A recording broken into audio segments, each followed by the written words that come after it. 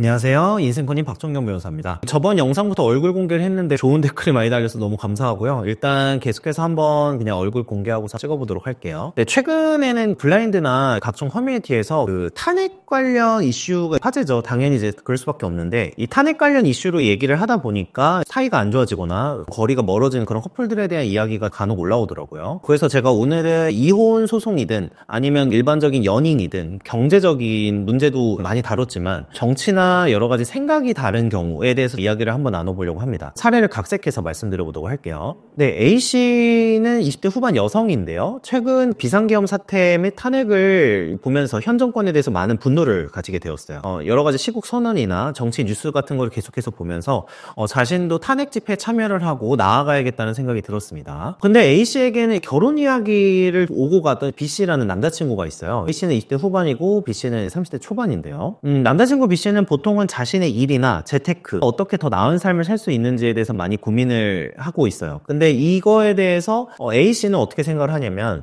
사회에 전혀 관심이 없구나, 사회 문제나 정치에 전혀 관심이 없구나 라고 생각을 하면서 조금 한심하게 생각하는 부분이 있는 거예요. 그래서 A씨는 자기 남자친구도 사회적 어젠다나 의제가 있으면 참여하고 이 부분에 대해서 목소리를 냈으면 좋겠는데 B씨의 이런 부분 한심하게 느껴지기도 했고요. 그리고 A씨 입장에서는 무언가 좀 이렇게 깨어있는 것 같은, 스스로에 대해서 깨어있다 이런 생각을 하고 있기 때문에 B씨가 되게 깨어있지 않고 되게 답답하다라고 생각을 하게 됩니다. 그래서 A씨는 B씨에게 계속해서 탄핵 집회에 같이 나가자라고 얘기를 하는데요. 이 탄핵 집회에 나가자고 이야기를 하지만 B씨 입장에서는 좀 짜증이 나는 거죠. 이 남자친구 B씨의 입장에서는요, 자기는 같이 나가기가 싫었어요. 당연히 정치에 관심보다는 자기 생업이나 더 나은 삶을 사는데 좀 더 관심이 있었고, 또 현재 20대 30대 젊은 남성분들의 경우에는 상대적으로는 정치에 관심이 좀 덜한 편이죠. 20대 여성이나 이런 분들보다는. 실제로 그래서 탄핵 집회나 이런 데를 보면은 20대 여성분들 많고, 그 다음에 이제 뭐 중년의 남성분들이 많다 이런 이야기들이 있는데, 이 B씨도 이제 전형적인 20대 30대 2030 남성에 해당하는 사람이었습니다. 그리고 자기 주변에도 탄핵 집회에 나가는 그런 2030 남성들은 별로 없었다고 하는 거죠. 어쨌든 이 A씨는 자기 남자친구가 어떤 사회의 부당한 문제나 부당한 부분에 대해서 다투지 않고 이에 대해 목소리를 내지 않는다는 부분에 대해서 많이 싫어했어요. 속으로 한심하다고 생각도 했고요. 그리고 이런 게 있었어요. 지성인이고 무언가 사회적으로 배운 사람이라고 하면은, B씨는 좋은 대학을 나온 사람이었거든요. 그래서 이런 사람이라고 하면 목소리를 내는 게 맞다고 생각을 하는데 왜 그렇지 않느냐. 근데 A씨는 좋은 대학에 나온 사람이 아니었어요. 이런 사회 문제에 관심을 안 가는 B씨와 약간의 언쟁이 생깁니다. 그리고 말다툼이 오고 가고요. 계속해서 A씨 입장에서는 B씨가 한심해 보이니까, 오빠는 어떻게 이런 거에 관심도 없냐, 되게 한심해 보인다, 그러면 안 된다, 이런 식으로 뭔가 가르치듯이 이야기를 하기 시작을 해요. 보통 정치 이야기를 하다 보면은 상대방이 못나 보이고 이렇게 가르치려고 하는 그런 분들이 있죠. 그래서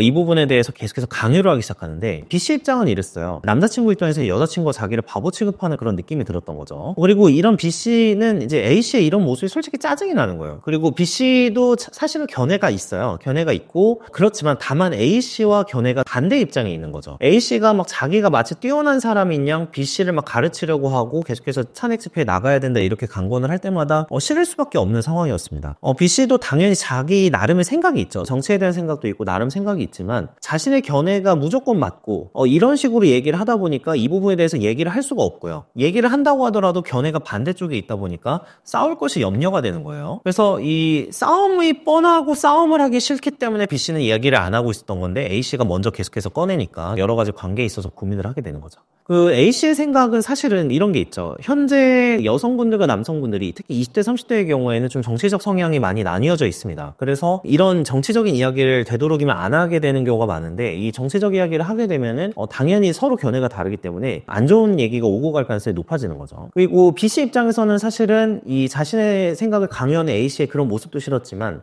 연애를 하면서 평소에 A씨가 보여왔던 어떤 사회에 대한 생각이나 가치관에 대해서 사실 알고 있었어요. 그렇기 때문에 싸우지 않기 위해서 얘기를 꺼내지 않고 있었던 건데, 이 부분에 대해서 A씨가 자신에 대해서 잘 파악을 하지 못하고 있구나라는 생각도 들었기 때문에 조금 답답함이 있었고요. 이 사랑했기 때문에 B씨 입장에서는 참고 지내려 하고 노력하려고 했는데, 점점 더 이런 모습을 보면서 생각과 사고의 차이가 크게 느껴지고, 또 결혼까지 이야기하고 있었던 여자친구기는 하지만 계속해서 결혼을 진행하는 게 맞는지 헤어짐을 고민하게 되는 그런 상황입니다. 오늘 사례 각색한 거는 정치적 생각이 다른 케이스예요. 그 정치적 견해가 다른 연인 관계일 수도 있고 부부 관계일 수도 있는데, 제가 아는 주변의 지인 중에서도 결혼을 하고 나서 예전에 과거에 조국 씨 사건 같은 게 있었죠. 조국 씨 사건의 집회에도 나가야 된다. 이래서 이 부분으로 굉장히 싸우고 계속해서 사이가 안 좋아진 케이스도 있었어요. 이거는 제가 진보와 보수를 떠나서 정치색이나 정치 성향이 사회를 바라보는 관점이나 여러 가지 생각을 많이 보여주는 부분이 있거든요. 특히 관점에 대한 거를 많이 알게 되는데 대표적인 게 이런 거죠. 자유와 평등 중에 설령 자유를 희생한다고 하더라도 평등 쪽에 가치를 두느냐, 아니면 아무리 평등하거나 여러 가지 분배가 중요하다고 하더라도 자유에 초점을 두느냐, 이런 게 이제 가장 대표적인 진보와 보수의 차이라고 할 수가 있고, 또 만약에 평등이라고 하면은 가장 큰 게 기회의 평등을 추구하느냐 결과의 평등을 추구하느냐, 이런 부분도 문제가 많이 되고요. 또 그 다음에 사회복지제도에 대해서는 어떤 식으로 생각을 하느냐,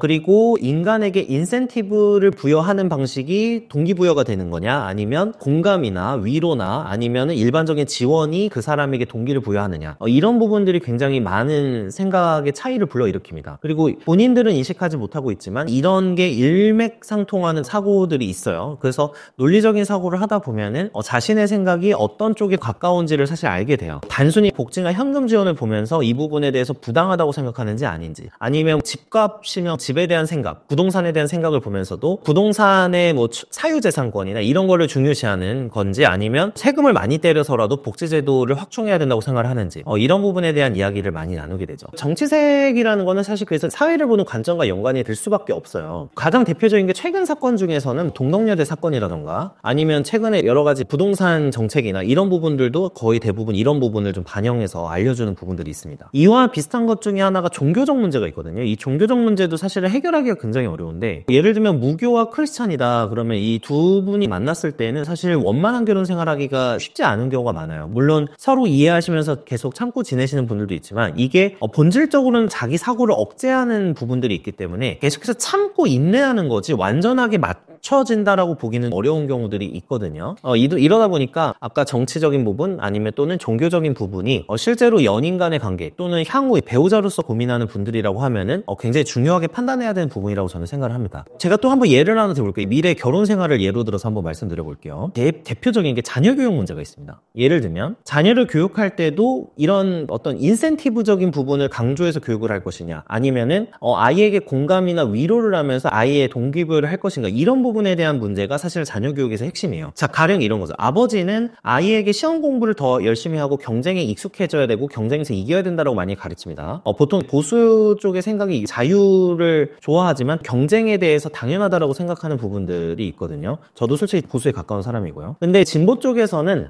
시험과 경쟁에 대해서 별로 안 좋게 보는 시각이 있어요. 이 경쟁에 대해서 안 좋게 본다는 거는 서로 포용적인 사회가 돼야 된다라든지, 뭔가 이렇게 평화나 어떤 공감할 수 있는 사회가 돼야 된다, 뭐 약자의 아픔에 대해서 공감할 수 있는 사회가 돼야 된다, 뭐 이런 식으로 주장을 하게 되거든요. 그러면은 이게 누가 옳다 그르다의 문제를 떠나서 이 아빠는 그렇고 엄마는 진보 쪽이다, 이렇게 되면은 실제로 아이 교육을 할 때 굉장히 많은 다툼이 있을 수밖에 없는 거죠. 이라고 가르치려고 하는데 상대방 배우자는 다른 식으로 가르치니까 아이 입장에서도 혼란스러울 수밖에 없고요. 그래서 이런 경쟁을 선호하느냐 아니면 공감이나 화해, 포용에 대해서 생각하느냐도 이 아이 교육이나 여러 가지 결혼 생활에 많은 영향을 줍니다. 물론 제가 강조하지만 이제 결혼 생활이나 자녀 교육에 있어서는 서로 이해하고 존중하는 게 굉장히 중요한 태도이고 기본적인 태도이긴 하지만 이게 계속해서 서로 안 맞는데 억지로 참게 되면은 이게 내부에서 쌓이게 되거든요. 그러다 보니까 결혼 생활 하기가 쉽지가 않은 부분들이 있어요. 그 다음에 또 사회적 이벤트, 아까 이런 동덕여대 사건이나 그런 사회적인 사건들이 터졌을 때 그 사람이 사용하는 평소 언어 습관 같은 게 있는데요. 예를 들면 이 언어 습관에도 어떤 특정 단어를 표현한다거나 이러면 그 사람의 기본적인 생각이나 사고관을 알 수 있는 부분이 있습니다. 제가 한번 개인적으로 생각하고 있는 부분을 말씀드리면은, 보통 내가 갖고 있는 생각에 따라서 사용하는 언어 패턴이나 어휘가 달라지거든요. 예를 들면 가치평가적인 말을 많이 하는 경우, 사실은 정치적인 몰입해 있는 경우들이 많아요. 이게 왼쪽이든 오른쪽이든. 보통은 명분을 많이 중요시 여긴다거나, 특히 이거는 진보적인 성향에서 그런 경우도 좀 더 많은데, 인센티브나 경쟁 그리고 실리적인 부분에 대한 이야기를 많이 나누는 경우에는 조금 보수적인 일 가능성이 조금 높습니다. 무조건 그런 건 아니지만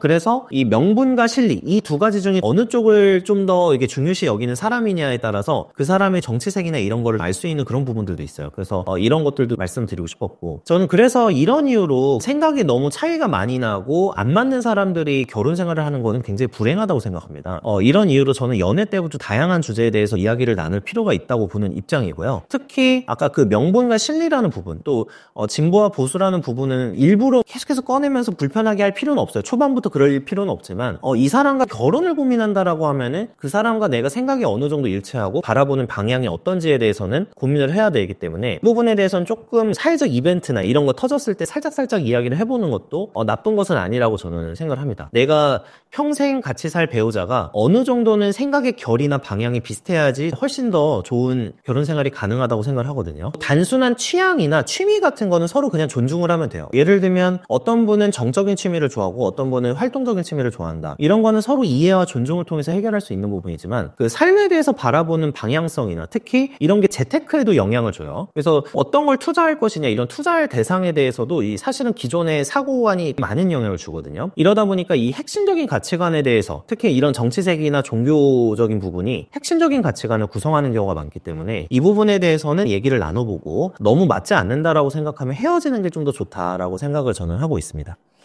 네, 일반적인 인간관계에서는 서로 견해가 다르고 정치색이 다르다고 하더라도 얼마든지 친하게 지낼 수 있고 저도 그렇게 지내고 있어요. 그렇지만 평생 같이 살아야 될 사람이나 내가 삶을 같이 살아가야 될 동반자적인 위치에 있는 배우자를 만날 때는 그래도 어느 정도 보고 있는 방향성이나 이런 게 일치하는 게 훨씬 더 좀 원만한 결혼 생활이 되고 행복한 결혼 생활이 되는데 도움이 되지 않는가 이렇게 생각을 하면서 영상을 마치도록 하겠습니다. 네, 시청해주셔서 감사합니다.